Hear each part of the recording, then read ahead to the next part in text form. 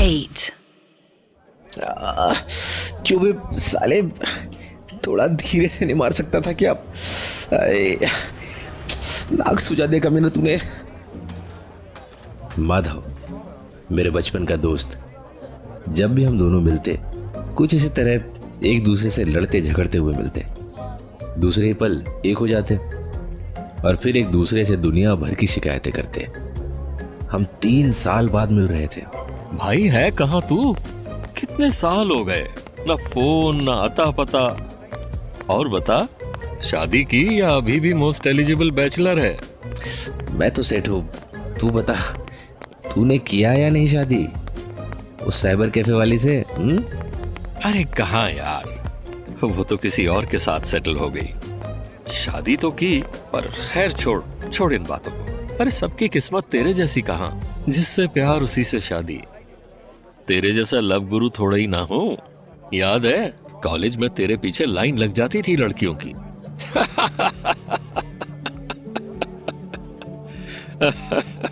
अपने पुराने दिनों की खट्टी मीठी बातों को याद करते इतने खो गए कि समय का पता ही नहीं चला। बातों ही बातों में माधव ने मुझसे पार्टी की फरमाइश की। यार, मैं अंजलि को कभी अकेले छोड़कर नहीं जा सकता, मेरे घर चलते हैं, वहीं पार्टी कर लेंगे। इसी बहाने अंजलि से भी मुलाकात हो जाएगी। ओए होए, फैमिली मैन। और भाभी कुछ नहीं बोलेगी? नहीं, वो कभी कुछ नहीं बोलती। क्या किस्मत पाई है भाई साहब ने। चलो चलते हैं। मैं माधव को अपने घर ले आया। अंजलि को दरवाजे से ही पुकारते हुए मैं बोला, सुनती हो? देखो तो कौन आया है, मेरे बचपन का दोस्त माधव।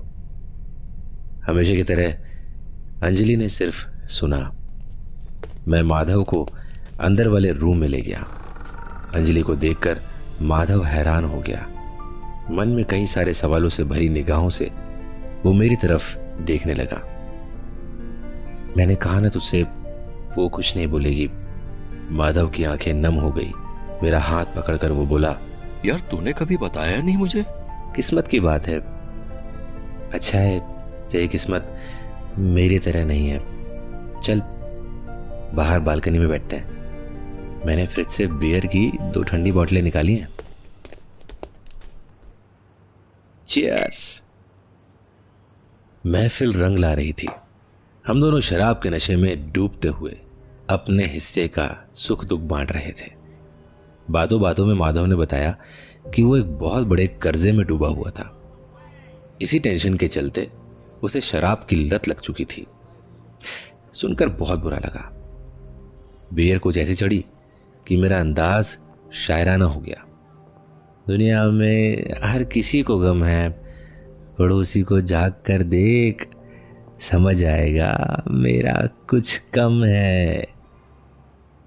मैंने बिरयानी ऑनलाइन ऑर्डर कर रखी थी। रात के 10 बज चुके थे। डिलीवरी बॉय आया और बिरयानी देकर चला गया। हम बालकनी में ठंडी बियर के साथ बिरयानी का मजा लेते हुए फिक्र को धुएं में उड़ा रहे थे। बहुत दिनों बाद ऐसा ब्रेक मिला था। पल भर के लिए क्यों ना सही, हम दोनों सारे टेंशन भूल गए थे। कहते हैं एक तरफ दुनियादारी और दूसरी तरफ बचपन की यारी। रात के 11 बज गए थे पर बातें खत्म ही नहीं हो रही थी। टाइम देखते हुए मैं बोला, यार बहुत देर हो गई है, मुझे लगता है तुझे अब जाना चाहिए। और तू घर पर बताकर भी तो नहीं आया है। छोड़ ना यार, रोज रोज थोड़ा ही ना मिलते हैं हम ऐसे। मैं माधव को दरवाजे तक छोड़ने चला गया। पता ही नहीं चल रहा था कि कौन किसे सहारा दे रहा है। चल यार, मैं तुझे स्टेशन तक छोड़ देता हूँ। नहीं यार, तू चिंता मत कर, मैं चला जाऊंगा, तू यहीं रह। भाभी को तेरी जरूरत है, मैं चलता हूँ। माधव के जाने के बाद मैं अंजलि के करीब गया और हाथ पकड़कर बोला, आई एम सॉरी डार्लिंग, मैं जानता हूँ तुम्हें मेरा यूं दोस्तों को घर में बुलाकर पार्टी करना पसंद नहीं। जब से तुम चुप हो गई हो जिंदगी बड़ी बोरिंग सी हो गई है। मैंने कभी नहीं सोचा था कि तुम इस तरह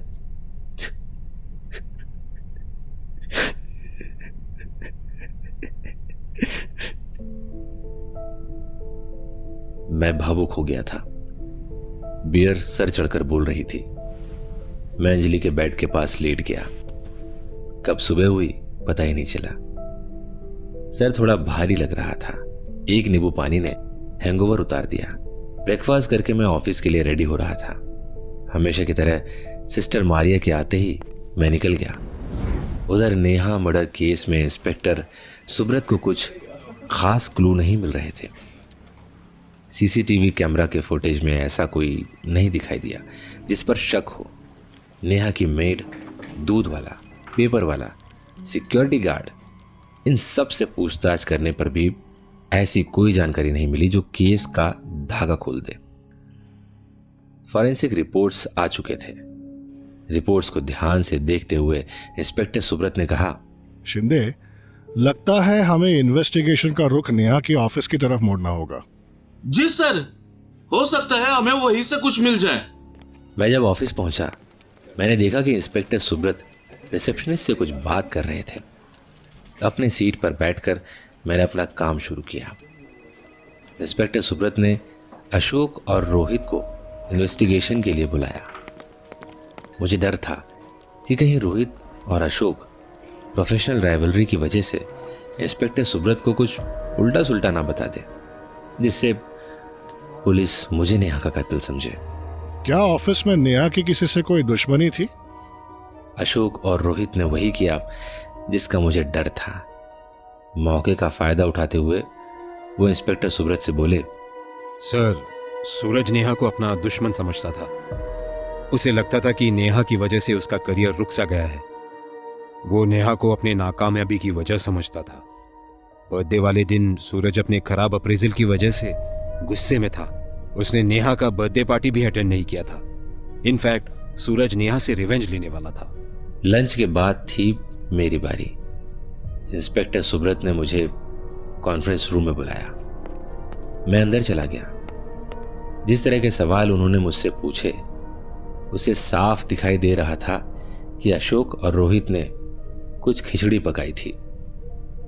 मैं बिना डरे सब कुछ सच बताना चाहता था। फिर भी दिल के किसी कोने में एक डर छुपा था। कहते हैं कि अगर दिन खराब हो तो ऊंट पर बैठे आदमी को भी कुत्ता काट लेता है। मेरी कुछ ऐसी ही हालत थी। हाय सूरज, हम तुमसे कुछ सवाल पूछना चाहते हैं and we expect 100% cooperation from you. Hope you don't mind. Not at all officer, go ahead please. मैंने आत्मविश्वास के साथ जवाब दिया।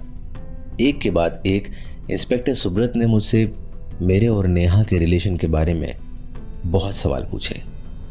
जिस तरह से इंस्पेक्टर सुब्रत कुरेद कुरेद कर मुझसे सवाल पूछ रहे थे, मुझे यकीन था कि रोहित और अशोक ने इंस्पेक्टर सुब्रत को मेरे और नेहा के बिगड़े रिश्ते के बारे में बताया था, खासकर वो अप्रेजल वाली बात।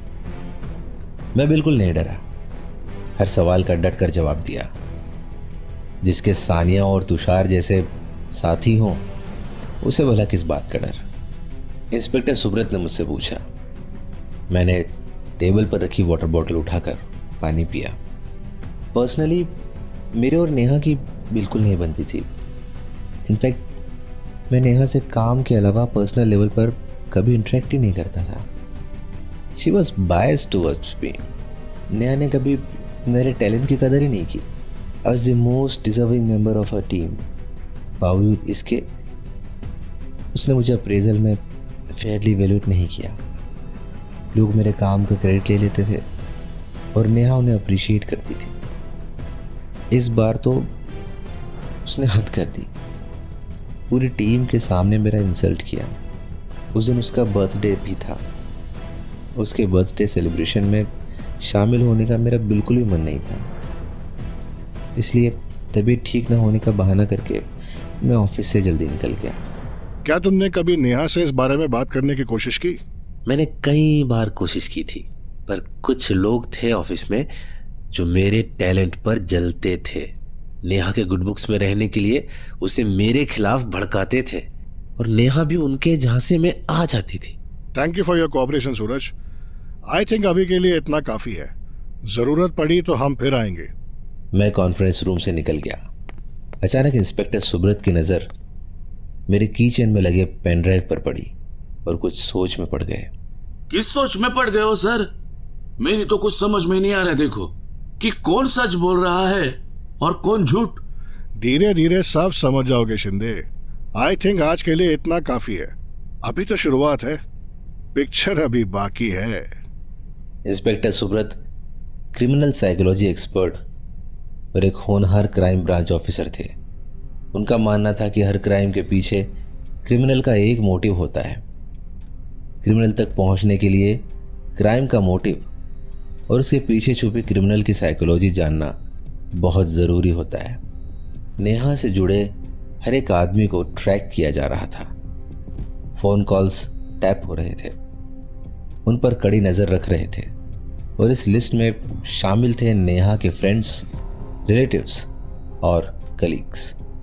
एक तरफ इन्वेस्टिगेशन का टेंशन और दूसरी तरफ ऑफिस का वर्कलोड। इन्वेस्टिगेशन के चलते सभी को थोड़ा ओवरटाइम करना पड़ रहा था।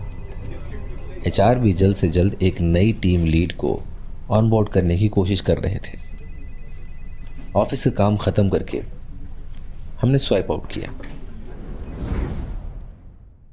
मुझे घर आने में थोड़ी देर हो गई थी। सिस्टर मारिया मेरा इंतज़ार कर रही थी।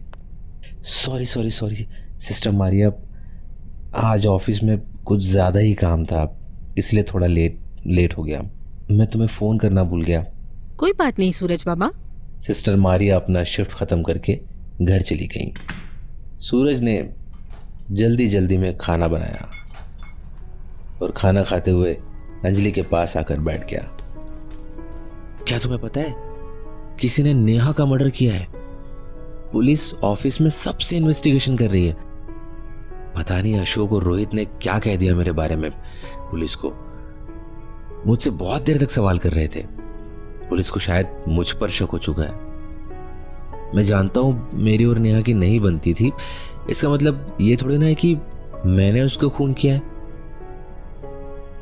अचानक आंखों में कशिश के साथ एक उग्र रूप से मैंने अंजलि की तरफ देखा और चिल्लाकर बोला, क्या तुम्हें भी मैं खूनी लगता हूं? अंजलि की तरफ काफी देर तक मैं घूरता रहा, फिर मन में 1 से 10 तक गिनती की और गुस्सा अपने आप शांत किया। कभी कभी ना जाने मुझे अचानक से क्या हो जाता है। मैं दवाई लेकर सो गया। शायद स्ट्रेस मुझ पर हावी हो रहा था। अगली सुबह मैं ऑफिस गया। सिक्योरिटी गेट पर आईडी कार्ड स्वाइप करके मैं अंदर गया। पूरा फ्लोर सुनसान था। अक्सर मेरे आने से पहले ही पूरी टीम आ जाती थी। आज शायद सूरज पश्चिम से निकला था। आखिर सब लोग गए कहाँ? क्या आज ऑफिस की छुट्टी तो नहीं है? आज तो संडे भी नहीं है। मैंने सानिया को फ़ोन किया, उसने नहीं उठाया। फिर तुषार का नंबर ट्राई किया, आउट ऑफ कवरेज एरिया था। मैंने सोचा कि ये कोई प्लान किया हुआ प्रैंक होगा। कभी कभार टीम में हम ऐसे प्रैंक किया करते थे। कुछ देर होने के बाद भी जब कोई नहीं दिखाई दिया तो मुझे चिंता होने लगी। मैंने रिसेप्शन पर भी कॉल करने की कोशिश की, फिर ऑफिस के सारे फ़ोन डेड थे। मेरी समझ में कुछ नहीं आ रहा था। डर के मारे मुझे पसीने छूटने लगा। तभी किसी के चलने की आहट हुई। जूतों की आवाज़ धीरे धीरे तेज होती गई और मेरे सामने आकर खड़े हो गए इंस्पेक्टर सुब्रत और मेरी पूरी टीम। तुम्हारा खेल अब खत्म हो चुका है Suraj. You are under arrest. तुम्हें क्या लगा नेहा का मर्डर करके तुम बच जाओगे? नेहा के घर से मिले फिंगरप्रिंट्स तुम्हारे फिंगरप्रिंट्स से मैच कर गए। इसके अलावा एक आई विटनेस भी है हमारे पास। इतने सबूत काफी हैं तुम्हें जेल की हवा खिलाने के लिए। चुपचाप हमारे साथ चलो। कांस्टेबल शिंदे ने मुझे हथकड़ी पहनाई और उसे ले जाने लगे। सूरज जोर जोर से चिल्ला रहा था। वो आखिर कर भी क्या सकता था। मुझे जेल नहीं जाना। मैंने कोई खून नहीं किया। मुझे बचा लो। मैं खूनी नहीं हूं। मैं खूनी नहीं हूं।